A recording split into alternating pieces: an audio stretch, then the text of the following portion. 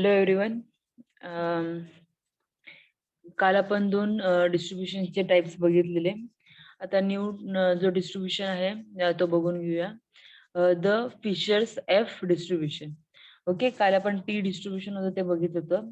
या लेक्चरमध्ये आपण एफ डिस्ट्रीब्युशन आहे ते बघूया.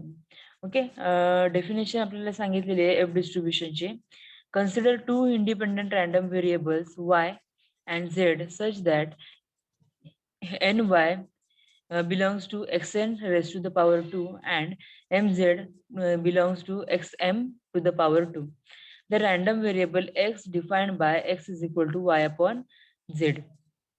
Okay, is then said to have the f distributions with n and m degrees of freedom, denoted by f and m. Okay, f of f काय दिलेलं आहे आपल्याला बघा. Gamma of n plus m upon 2 and divided by gamma of n upon 2 into gamma of m upon 2 into n upon m to the power n upon 2 into f to the power n upon 2 minus 1 into 1 minus 1 plus f n upon m to the power minus n plus 1 upon 2 for frequency is greater than 0. Okay, the distribution, the f distribution therefore has two parameters, both sides of which are degrees of freedom. The order of 2 degrees of freedom is important. The FNM distribution is not the same as FMM distribution. Okay, आता ह्या ठिकाणी आपल्याला काय सांगितलेलं आहे बघा. जर आपल्याला दोन रॅन्डम व्हेरिएबल्स दिलेले असतील y आणि z, त्यावेळेला आपल्याला काय सांगितलेलं आहे की जे y हा काय बिलॉंग्स टू एक्स एन ला बिलॉंग करतोय, आपण असं कन्सिडर करूया. ओके, आणि z हा आहे तुमचा एक्स एम ला बिलॉंग करतोय. Okay, then your random variable X is equal to Y upon Z. Okay, आणि आपल्याला हे जे दिलेलं आहे ते तुम्हाला डिस्ट्रीब्युशन आपल्याला दिलेलं आहे. फ्री डिग्री ऑफ फ्रीडम्स आपल्याला एफ डिस्ट्रीब्युशन आपल्याला या ठिकाणी दिलेलं आहे. हा जो पूर्ण फॉर्म्युला दिलेला आहे तो. जर डिस्ट्रीब्युशन आपल्याला कसं दिलेलं आहे ह्या ठिकाणी बघून घ्या. आपल्याला काय दिलेलं आहे, डेन्सिटी कर्व दिलेले आहेत. Okay, the density of f distribution is only defined for the positive values of x. Okay, for only and only positive value of x साठी आपण काय करतोय, f distribution define करतोय. Okay, the values of 2 degrees of freedom define the shape of the distribution. Okay, plots of the f distribution for various values of n and m are shown below. Okay, आता ह्या ठिकाणी आपल्याला diagrams मध्ये आपल्याला काय काय दिलेलं आहे, तर आपल्याला डेन्सिटी दिलेलं आहे विथ एक्स हा व्हॅरी होतोय विथ रिस्पेक्ट टू डेन्सिटी, आपल्याला असा एक कर्व दिलेला आहे. ओके, आता ह्यात आपल्याला graphs of several F distribution दिलेले. फर्स्ट कन्सिडर करा N is equal to M आणि N N M is equal to 2 जर असेल तर तुमचा फ्रिक्वेन्सी कर्व ह्या ठिकाणी आपल्याला ही जी डायरेक्ट लाईन दिलेली आहे हा दिलेला आहे. ओके, सेकंड वन काय दिलेलं आहे, if n and m is equal to 4, then that time your curve will be like this one. Okay, and when your n and m is equal to 8, then that time your curve is like this one. Okay, means त्यावेळेला आपण काय करतोय की तुमचे जे values आहेत त्या काय होणार आहेत, 0 पासून आपल्याला अप्रॉक्सिमेट 0 पासून स्टार्ट होतात असं कन्सिडर करू शकतो आपण. आणि लास्ट आपल्याला काय दिलेलं आहे, N N M is equal to 20 असेल तर त्या ठिकाणी आपल्याला हा जो कर्व दिलेला आहे तो कर्व आपल्याला या ठिकाणी ऑब्टेन होणार आहे.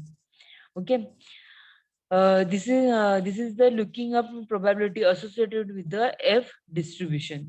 ओके, या ठिकाणी पुढे काय दिलेलं आहे, पर्सेंटेज पॉइंट्स दिलेले, separate tables giving 10, 5, 2.5, 1, 0.5 and 1.5 percentage points of f distributions. Different combinations of degrees of freedom can be found in the Lingdays and Scott.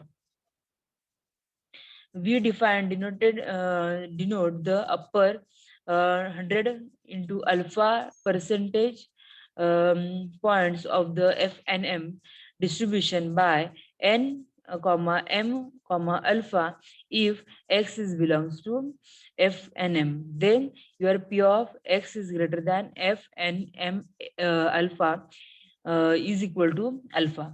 In the table of 100 per alpha percentage points of the distribution, the first degrees of freedom denoted as a V1 and listed along the columns. And second degrees of freedom is denoted by V2 and lies down the rows. Okay, आता ह्या ठिकाणी आपल्याला काय दिलेलं आहे, using F table 5% and or 1%. आता काय दिलेलं आहे, व्ही इज इक्वल टू काय दिले, V1 इज इक्वल टू 1 2 3 4 5 दिलेले आहेत आणि V2 इज इक्वल टू ह्या ठिकाणी आपण ह्या 1 2 3 घेतलेले. ओके, इंटरसेक्शनचा जो पॉईंट आहे तो आपल्याला या ठिकाणी किती मिळाला आहे, 28.24. ओके, हे डिस्ट्रीब्युशन एफ डिस्ट्रीब्युशनचा टेबल आपल्याला बुकच्या सर्वात शेवटी दिलेला आहे. मी तुम्हाला जी तुम्हाला पीडीएफ पाठवलेली आहे त्या पीडीएफच्या एंडिंगला तुम्हाला एफ डिस्ट्रीब्युशन आहे, तुमचा टी डिस्ट्रीब्युशन आहे. ओके, या प्रत्येक डिस्ट्रीब्युशनचे आपल्याला तुम्हाला टेबल्स दिलेत आणि फक्त जो आपल्याला पर्सेंटेज फाइंड करायचा आहे. आता ह्या ठिकाणी आपण काय करतोय, फाईव्ह 3 फाइंड करतोय. So that's why V1 is equal to 5 आणि V2 is equal to 3 first घ्या. यांच्या दोघांचं इंटरसेक्शन ज्या पॉइंटला येतंय तो पॉइंट काय असणार आहे तुमचा, F5 3 0.01. ओके, कारण की ह्या ठिकाणी आपण काय करतोय, 1% फाइंड करतोय, म्हणजेच काय असणार आहे 0.01. ओके, 1% असल्यामुळं upper 1%. Okay, so that's why F5 3 0.01 is equal to how much, 28.24. फक्त आपल्याला काय करायचं आहे, जो तुमचा फ्रिक्वेन्सी डिस्ट्रीब्युशनचा टेबल आहे त्या फ्रिक्वेन्सी डिस्ट्रीब्युशनच्या टेबलमध्ये ह्या ज्या व्हॅल्यूज आहेत त्या आपल्याला काय करायच्या, इंटरसेक्शन पॉइंटला चेक करायचे. Okay, so that's Y first point कोणता आहे तर 5 आहे. सो दॅट्स वाय 5 हा रो वाईज बघा आणि सेकंड व्हॅल्यू कोणती आहे, सॉरी कॉलम वाईज बघा आणि सेकंड जी व्हॅल्यू आहे 3 ती आपल्याला V2 आपल्याला चेक करायची ह्या रो वाईज. तर ह्या दोघांचं पॉइंटला ज्या पॉइंटला इंटरसेक्शन मिळेल तो पॉइंट काय असणार आहे तुमचा, F5 3 0.01 is equal to how much, 28.24. Okay, तर ह्या वेने आपल्याला फाइंड करायचे. खाली एक आपल्याला एक्झाम्पल दिले, find the 5% point both of the 5 F5, 10 and F10, 5 distribution. Again आपल्याला काय करायचं आहे की ह्या ठिकाणी फाइंड 5% पॉइंट्स फाइंड करायला सांगितलं. म्हणजेच पुढचा पॉइंट काय असणार आहे, सपोज 5 आणि 10 आणि पुढचा त्याचा पॉइंट किती असणार आहे, 0.05. ओके, म्हणजेच काय करणार आहे तर 5% आपल्याला पॉइंट मध्ये कन्वर्ट करायचं, त्यावेळेला काय करणार आहोत, 5 divided by 100. Okay, 5 divided by 100 केल्यानंतर जो काही व्हॅल्यू असणार आहे ती आपल्याला ह्या ठिकाणी मिळणार आहे. Okay, so that's Y 5 divided by 100 किती मिळणार आहे, 0.05. सो दॅट्स वाय F5, 10 आणि 0.05 इज इक्वल टू किती मिळालं, पॉइंट परत लक्षात घ्या. एफ डिस्ट्रीब्युशनचा जो टेबल आहे त्याच्यामध्ये आपल्याला ह्या वे मध्ये V1 आणि V2च्या इंटरसेक्शन ज्या पॉइंटला मिळते तो पॉइंट ह्या ठिकाणी आपल्याला व्हॅल्यू घ्यायची. ओके, 5 आणि 10चं इंटरसेक्शन आपल्याला 3.326 मिळालेलं आहे. ते 10 column row wise column wise बघा, 5 हा या ठिकाणी रो वाईज बघा, दोघांचं इंटरसेक्शन ज्या ठिकाणी मिळेल आपल्याला तो पॉइंट आपल्याला या ठिकाणी घेतलेला आहे. ओके, तर this is for your F distribution. Okay, features distribution साठी. पुढे आपल्याला पॉइंट दिलेला आहे प्रॉपर्टीज ऑफ एफ डिस्ट्रीब्युशन. आता काय काय प्रॉपर्टीज आहेत त्या फर्स्ट बघून घेऊ. The F distribution is positively skewed. Okay, F distribution काय सांगितलेलं आहे, तर पॉझिटिव्हली स्क्यूड आहे and with increase of degrees of freedom N and M it's skewness decreases. The value of S distribution is always a positive or zero, since the variance is the square of the deviation and hence cannot assume negative values. Its values lies between 0 and infinity. Okay, the statistic used to calculate the values of mean and variance. Mean is equal to m upon minus m up minus 2 for m is greater than 2, and variance is equal to 2m square in bracket n plus m minus 2 divided by n into m minus 2 to the power 2 and we multiply by 3 m minus 4 for n2 is greater than 4. Okay, the shape of the F distribution depends on its parameter, n and m degrees of freedom. The values of area lies on the left hand side of the distribution can be found out by taking the reciprocal of f values corresponding to the right hand side and degrees of freedom in the numerator, and the denominator is interchanged. This is called as a reciprocal property of F distribution. Symbolically, it is represented as F1 minus A N M is equal to 1 upon F of A M N. The property is mainly used in the situation when the values of lower tail f values are to be determined corresponds to the upper tail f values. Okay, त्याच्यानंतर आपल्याला ह्या ठिकाणी summary दिलेली आहे. समरीमध्ये आपल्याला हे सर्व formulas दिलेले आहेत. आपण आतापर्यंत 2-3दा हे सर्व पॉइंट्स रिवाइज करून झालेले आहेत. त्याच्यामुळं परत मी हे रिवाइज करत नाहीये. ह्या ठिकाणी आपला जो फर्स्ट आपला जो चॅप्टर होता स्टँडर्ड डिस्ट्रीब्युशन, तो आपल्या ह्या ठिकाणी संपतोय. ओके. ह्या ह्या टॉपिक बद्दल अजून कुणाला काही क्वेरी आहे का? कोणता पॉइंट रिवाइज करावा लागेल वगैरे? येस, रिदा? कोणता येस मॅम. कोणता पॉइंट रिवाइज करायची गरज आहे का ह्या युनिटमध्ये? नाही मॅडम. ओके, चालेल. Okay, then now we will start our second unit, hypothesis testing. Okay, आता इंट्रोडक्शन मध्ये बघूया आपल्याला काय सांगितलेलं आहे. Hypothesis testing is a procedure based on the sample evidence and probability use to test the claims regarding the characteristic of one or more population. Often we need to test claim about the populations on the basis of sample. For example, first one दिलेलं average height of Indian male is 165 centimeter. Okay, नंतर काय दिलंय की cigarette manufacturer states that the nicotine level is of its cigarettes is 14 mg per cigarette. Population of unemployment is the same in two states. To test above claims, it is impossible to check each and every unit of population. Hence, we are rarely on the sampling and check this claim. The procedure of checking this claim is based on the sampling is called as the testing of hypothesis that we see in this unit. In testing a hypothesis, we test the claim about the characteristic of population that the characteristics are called as a parameter. Okay, for example, population means त्याच्यानंतर population variance, population proportion.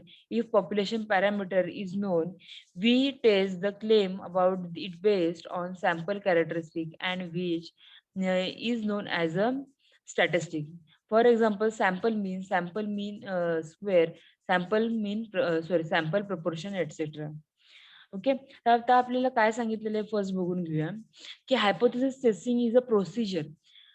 कशाची procedure आपल्याला सांगितलेली आपल्याला की for sample evidence किंवा आपले प्रोबॅबिलिटीज वगैरे आपण ज्या ह्या सर्व ज्या गोष्टी आपण काढतो त्याचे आपण काय करतो की टेस्ट क्लेम कॅरेक्टरिस्टिक्स आर काय आपण करतो की one or more population. Okay, means आपण काय सांगू शकतो की सपोज एखादी जनरल एक्झाम्पल घेऊया की ह्या ठिकाणी फर्स्ट एक्झाम्पल काय दिलं की average height of Indian male is 165. हा जो पॉइंट आहे तो आपल्या ऍव्हरेजली काढलेला आहे, राईट. मग त्या ठिकाणी आपल्याला प्रत्येक म्हणजे it is impossible to directly check each and every unit of population, किंवा आपण काय म्हणतो की डिरेक्टली आपण 1 बाय 1 जाऊन चेक करू शकत नाही, कारण की ह्या ठिकाणी आपल्याला जे काउंट आहे तो काय आहे, ह्यूज अमाऊंट ऑफ काउंट आहे. सो दॅट्स वाय आपण काय करतो की we are directly use the sampling to check and claim, right. त्याच्यामुळे आपण काय करतो की डायरेक्टली आपण त्या जे सॅम्पलिंग आपल्याला दिलेलं आहे ते आपण डायरेक्टली त्या ऍज इट इज आपण ह्या ठिकाणी यूज करतो. Okay, the procedure of checking this claim is based on the sampling is called as a testing. Okay. म्हणजेच काय करतो आपण ह्या ठिकाणी, की प्रोसिजर ज्या आहेत आपल्याला जे क्लेम बेस्ड आपल्याला सॅम्पलिंग मिळालेले आहेत, त्यालाच आपण काय करतो टेस्टिंग ऑफ हायपोथेसिस आपण त्यालाच आपण टेस्टिंग ऑफ हायपोथेसिस असं म्हणतो. ओके. तर ह्या ठिकाणी आपल्याला स्टॅटिस्टिकल हायपोथेसिस बघायचा आहे. पुढचा point. Okay, the statistical hypothesis means what? A statistical hypothesis is the assumption that we make about the population parameter, which may or may not be true concerning one or more variable. Okay. आता काय सांगितलेलं आहे definition बघून घ्या. अ statistical hypothesis काय सांगितलेलं आहे, की assumption that we make the population parameter. Okay, which may or may not be true concerning one or more variable. Okay, according to the professor Maurice Hamburg, um, a hypothesis in the statistic is simply quantitative statement about the population. Hypotheses are two types. First one काय दिलेला आहे तर null hypothesis दिला आहे. Second one आपल्याला alternative hypothesis दिलेला आहे. Okay. Idea behind the hypothesis testing is the same as the idea behind the criminal trial. The person is presumed to innocent until there is insufficient evidence to declare the person is guilty. A null hypothesis denoted by H0 states that the parameter equal to the specific value. Okay, for above example, H0 is equal to काय येणार आहे mu is equal to 165 centimeter. Okay, always use an equal sign for H0. Here hypothesis states the average height of Indian male is 165. Okay. मग आपल्याला ह्या ठिकाणी जे hypothesis आपल्याला काय सांगितलेलं आहे, की हायपोथेसिस मध्ये सांगितलेलं आहे, की average height of Indian male is 165. So that's why आपण जे स्टॅटिस्टिकल हायपोथेसिस आपण बघितलंय ते H0 आपल्याला काय घेतलं त्या ठिकाणी आपण mu is equal to 165. Okay. कारण की आपल्याला एक्झॅक्ट व्हॅल्यू आपल्याला सांगितलेली आहे या ठिकाणी, की 165 ही हाईट आपल्याला ऍव्हरेज इंडियन मेल्सची आपल्याला आहे असं सांगितलेलं आहे. So that's why. ओके. आता सेकंड जे आपलं एक्झाम्पल होतं, सेकंड एक्झाम्पल काय होतं? A cigarette manufacture states that the nicotine level of a cigarette is 14 mg per cigarette. Okay. So that's ह्या ठिकाणी आपल्याला म्यू किती मिळणार आहे? Mu is equal to 14 mg. Okay. म्हणजेच काय करणार आहे आपल्याला जे हायपोथेसिस आहे, जो आपल्याला पॅरामीटर दिलेला असतो, तो आपल्याला ॲज इट इज आपण या ठिकाणी यूज करतो. Okay. The null hypothesis is the null condition, no difference between mean और no relationship between variable. The null hypothesis is claim about the population parameter that is assumed to be true until declares false. Like in the case of criminal trial, person is presumed to be innocent. The alternate hypothesis H1 will be statement involving the same population parameter in such a way that H1 and H0 can both be true. The alternative hypothesis denoted by H1 states that the value of parameters differs from that specified by the null hypothesis. The alternative hypothesis is claim about the population parameter that will be true if the null hypothesis is false. For example, H1 is equal to mu is does not equal to 165. When your testing is two-tailed test. Okay. Or H1 is equal to काय सांगितलेलं आहे mu is greater than 165 for your testing is right-tailed test. Or H1 is equal to mu is less than 165 for your left-tailed test. Okay. तर या ठिकाणी आपल्याला हे hypothesis दिलेले आहेत. ओके. आता ह्या ठिकाणी 1 and 2 sided tail hypothesis first बघून घेऊया, की आपल्याला two tail test means what, your one tail test means what, your left tailed असेल, राईट टेल्ड असेल, ते टेस्टिंग काय आहे ते आपण या ठिकाणी बघून घेऊया. One sided hypothesis. Okay. One और two sided tailed hypothesis. Okay. तुमचे जे हायपोथेसिस आहेत ते one sided otherwise two sided आपल्याला असू शकतात. ओके. आता one sided means what? A statistical test in which alternative hypothesis specified that the population parameter lies entirely above or below value specified in H0 is the one-sided or one-tailed test. आता one tailed म्हणजेच काय करावं लागेल लक्षात घ्या. जर आपल्याला काय सांगितलेलं आहे की जो तुमचा H0 म्हणजेच काय, जी तुमची म्यूची व्हॅल्यू आपण घेतोय, म्यू इज इक्वल टू, मग अशी आपण एक्झाम्पल घेतलं की height of Indian men is 165, right. So that's why mu त्या ठिकाणी आपण किती घेतला, mu is equal to 165, right ना, फॉर युअर H0. म्हणजे फर्स्ट जी तुमची जे हायपोथेसिस होतं 0th लेवलला, ते आपण काय घेतलं तर म्यू काय घेतला त्या ठिकाणी आपण म्यू इज इक्वल टू 165 घेतलेला आहे. Okay, if your hypothesis should be telling that your height of Indian male is greater than 165, otherwise statement is like average height of Indian male are less than 165, then that time to example आपलं कसं कसं change होणार आहे, H1 is equal to mu is greater than 165, it is a right side test. म्हणजे बघा, mu हा कोणत्या साईडला आहे तर 165च्या पॉझिटिव्ह साईडला आहे, राईट ना. म्हणजेच काय, म्यू हा greater than 165, not equal to, only greater than 160, म्हणजे आयदर 166 असेल, 167 असेल, 200 असेल, ऍज सो ऑन इन्फिनिटी पर्यंत कोणतीही व्हॅल्यू असू शकते. म्हणजेच काय सांगितलेलं आहे, म्यू हा ग्रेटर दॅन 165 सांगितलेला आहे. मग जर हा पॉझिटिव्ह साईडला असेल तर त्या ठिकाणी आपण काय बोलतो, तर ती जो साइडेड टेस्ट आहे ती कोणती असणार आहे, राईट साइडेड टेस्ट असणार आहे. कारण की ती राईट साइडला आहे, म्हणजे कंटिन्युअसली त्याच्यापेक्षा ग्रेटर व्हॅल्यू असेल किंवा पॉझिटिव्ह साईडला आपला एरिया किंवा जो साइड आहे टेस्टचा तो आपल्याला मिळतोय. So that's why right sided test. Okay, second जी कंडिशन आहे H1 is equal to mu is less than 165 ह्या ठिकाणी घेतले. आता जर 165 पेक्षा जर लेस असेल तर त्यावेळेला आपल्याला लेफ्ट साइडला पूर्णपणे हायपोथेसिस मिळते, किंवा सर्व जो डेटा आहे म्यूचा तो आपल्याला आयदर 164 मिळेल, 163 मिळेल, अदरवाईज 1-2 कोणतीही व्हॅल्यू मिळेल, म्हणजे लेस दॅन 165 मिळेल, म्हणजे लेफ्ट साइडला कोणतीही व्हॅल्यू आपल्याला मिळणार आहे, पण 165 पेक्षा कमी. सो दॅट्स वाय हे सर्व जे हायपोथेसिस आहे त्याला आपण काय म्हणतो, left sided hypothesis. Okay, left sided test बोलतो. ओके, तर वन साइडेड आणि टू साइडेड वन साइडेड आपल्याला या ठिकाणी कळाले, एक तर राईट साइड असेल, अदरवाईज लेफ्ट साइड असेल. पुढचा जो पॉइंट आहे टू साइडेड हायपोथेसिस. आता two sided hypothesis means what, an alternating hypothesis that specified that the parameter can lies on either side of values specified by H0 is called as a two-sided or two-tailed test. म्हणजेच काय सांगता येईल, example H1 is equal to mu is not equal to 165.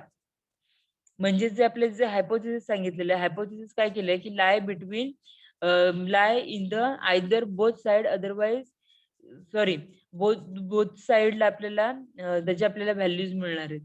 Okay, जे आपल्याला जो specified value दिलेली आहे H0 ची, ती H0 ची व्हॅल्यूची आपल्याला दोन्ही साइडला आपल्याला व्हॅल्यूज मिळणार आहेत. त्यावेळेला आपण काय म्हणतो की ते जे हायपोथेसिस आहेत ते काय आहेत, तर टू साइडेड, ओके, किंवा टू टेल्ड. ओके, त्याला आपण two sided otherwise two tailed hypothesis किंवा टेस्ट असं म्हणतो. ओके, ह्या ठिकाणी एक्झाम्पल काय दिलंय, H1 is equal to mu is not equal to 165. Okay, म्यूची व्हॅल्यू ही 165 नाहीये, म्हणजे एकतर 165 पेक्षा लेस तरी असेल, अदरवाईज 165 पेक्षा ग्रेटर दॅन तरी असेल, right. So that's Y H1 ची व्हॅल्यू काय आहे, नॉट लेस दॅन 165 और ग्रेटर दॅन 165. म्हणजेच म्यूची व्हॅल्यू जी आहे ती ते तुमच्या दोन्ही व्हॅल्यू एकतर लेस दॅन सुद्धा असू शकेल किंवा ग्रेटर दॅन पण असू शकेल. म्हणजेच ह्या ठिकाणी हायपोथेसिस कोणते मिळाले आपल्याला, टू साइडेड, कारण की दोन्ही कोणत्याही व्हॅल्यू किंवा कोणत्याही साइडला आपल्याला व्हॅल्यू मिळते, एकतर कमी तरी मिळेल, अदरवाईज जास्त तरी मिळेल, राईट, पण 165 मिळणार नाहीये.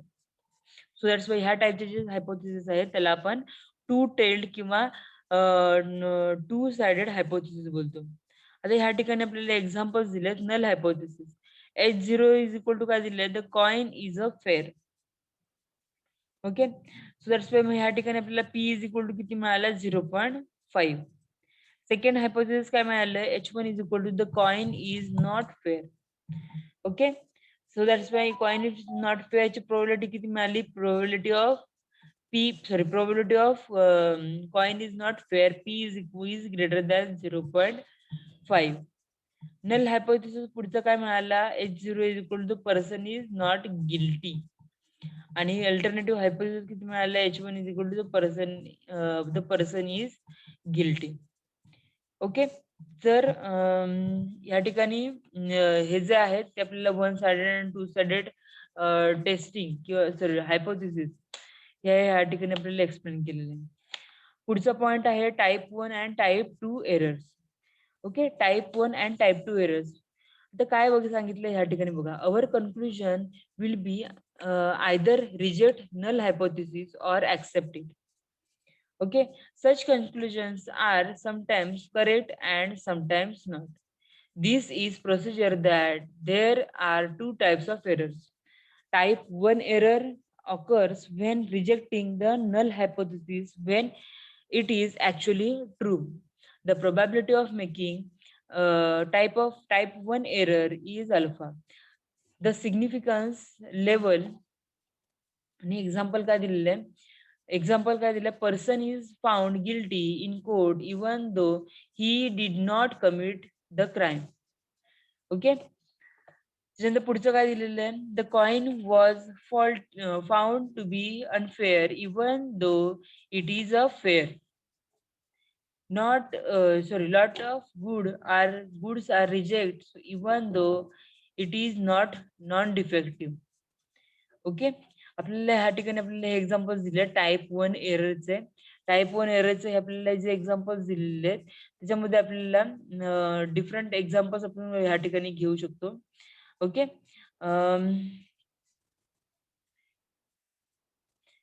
आणि लक्षात गोष्ट घ्यायची ही आहे, टाईप 1 एरर केव्हा ऑकर होतात, when you are rejecting null hypothesis आहे ते काय आहेत, when you are actually true असतील ते देन दॅट टाइम तुमचे टाईप 1 एरर्स हे आहेत ते ऑकर होतात.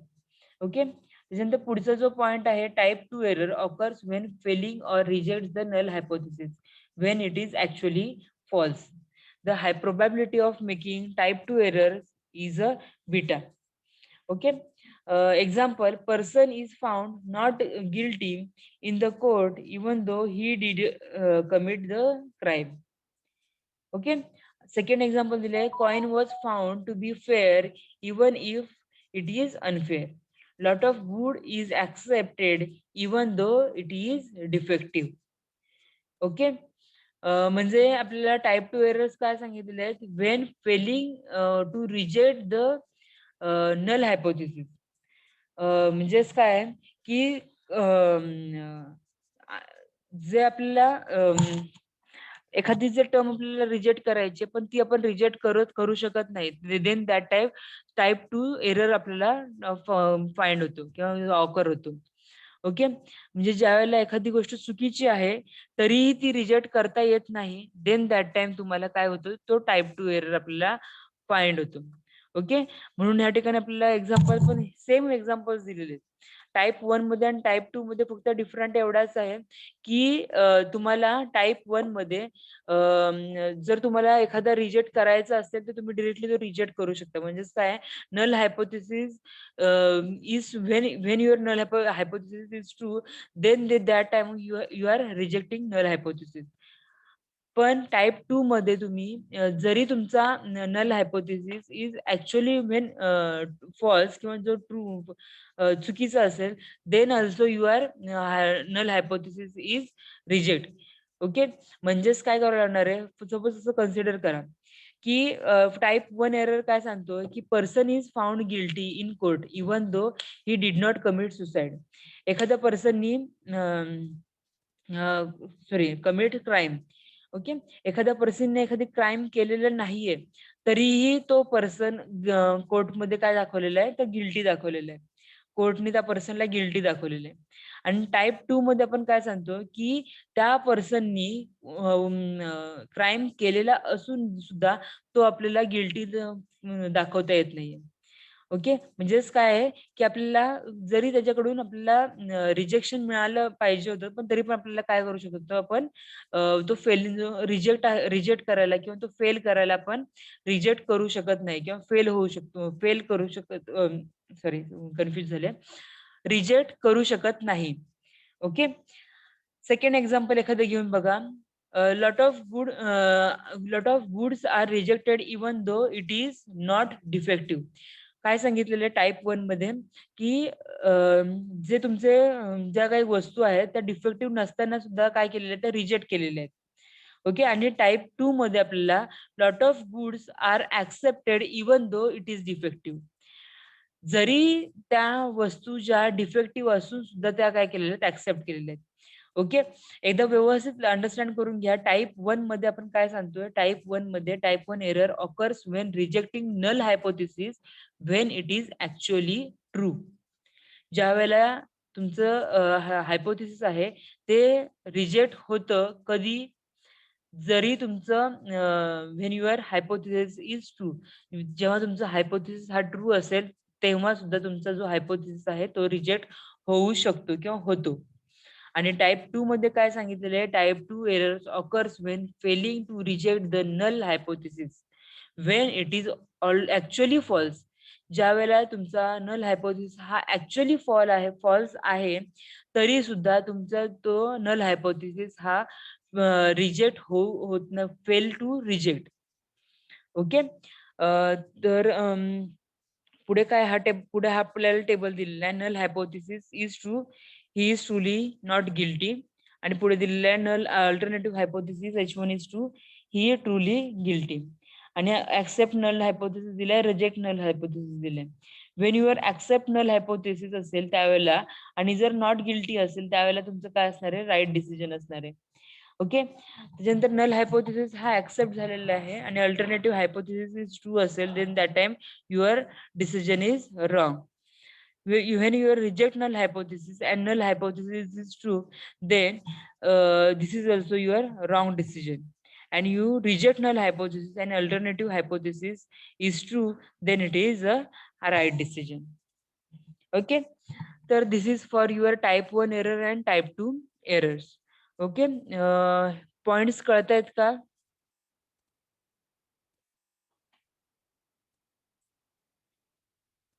हॅलो, रिप्लाय द्या मला पटकन.